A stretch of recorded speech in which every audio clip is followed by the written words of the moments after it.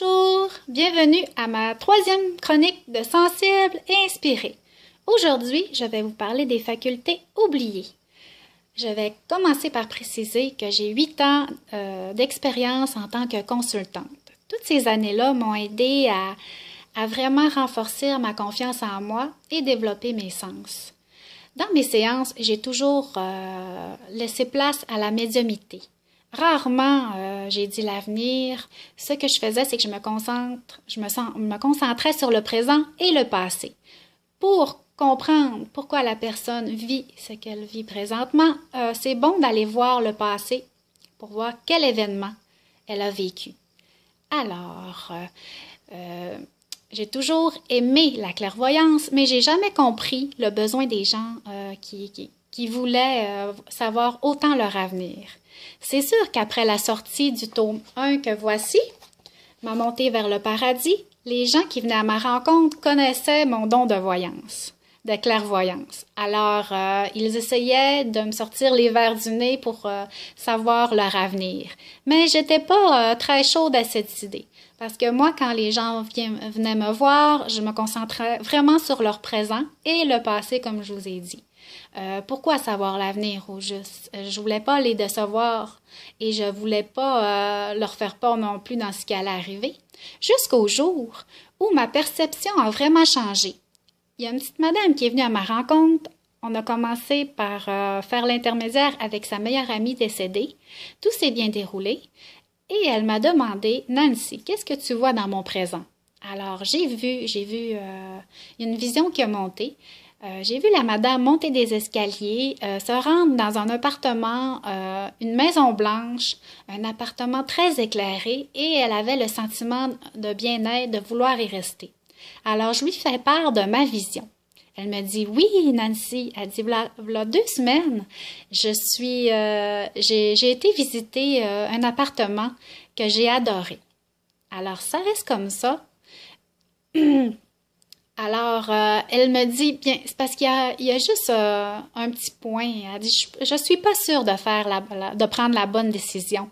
Vendre la maison avec la maison que j'ai habitée avec mon mari qui est décédé, je sais pas si c'est vraiment une bonne idée. Alors, juste en posant son attention sur son mari, bien, je l'ai ressenti et il m'a dit, si la maison s'est vendue aussi rapidement, c'est qu'il fallait qu'elle se vende comme ça pour que ma femme puisse déménager très rapidement dans l'endroit qu'elle aura choisi. Alors, je fais part de ça à ma petite madame et elle me dit qu'elle est très contente, que ça la soulage énormément de connaître la pensée de son mari.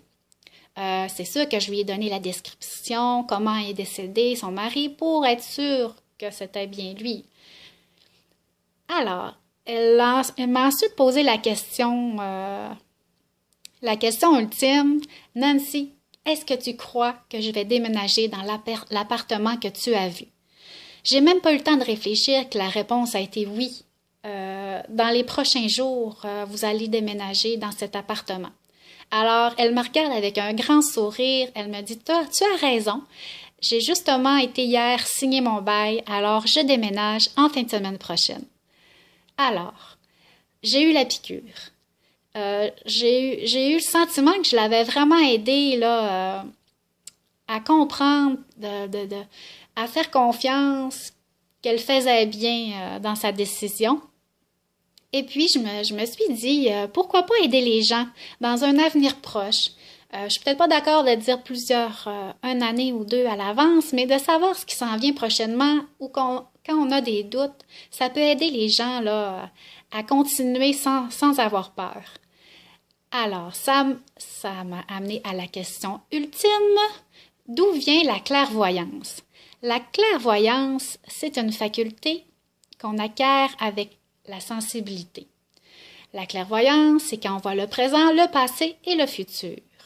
Qu'est-ce qui nous permet d'accéder? C'est que quand on augmente notre vibration, notre champ énergétique, on augmente notre vibration, le temps n'existe pas et la distance n'existe pas. Alors, en se concentrant sur l'énergie de la personne, on peut aller là où il y a le besoin. Mettre son attention sur soi, ce qu'elle a vécu ou ce qu'elle est en train de vivre. Alors, on laisse monter tranquillement. La vision monte sans bousculer rien. Et voilà, la réponse est là. À travers toutes les années que j'ai côtoyé les défunts, interagi avec eux, je me suis rendu compte que leurs facultés étaient similaires à celles des gens très sensibles comme moi et bien d'autres.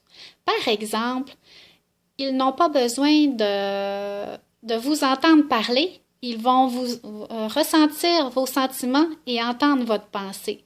Ils n'ont pas besoin d'ouvrir la bouche là-bas pour communiquer entre eux. Ça se fait automatiquement. Ils se déplacent aussi comme ça. Ils veulent être à un endroit, ils étirent leur conscience et ils se déplacent. Souvent, quand vous allez penser à eux, ils ne viendront pas complètement. Ils vont être là-bas sur un plan de vibratoire plus haut. Ils vont seulement étirer la conscience vers vous. Ils vont vous ressentir. Ils vont entendre votre peine, votre chagrin. Et comme ça, ils vont pouvoir faire des signes pour vous prouver qu'ils sont bien près de vous.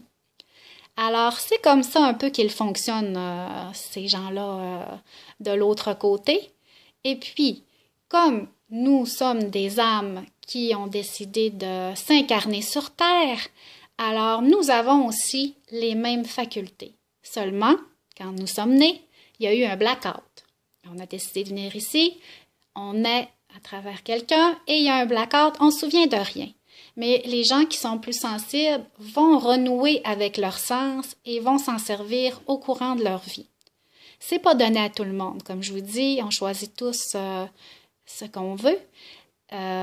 C'est vraiment une faculté oubliée qui va revenir doucement si on permet d'aller vers ce sens. Alors, ça serait tout pour aujourd'hui. J'ai contente d'être avec vous et je vous dis à bientôt pour une prochaine chronique de Sensible et Inspiré. Bye bye!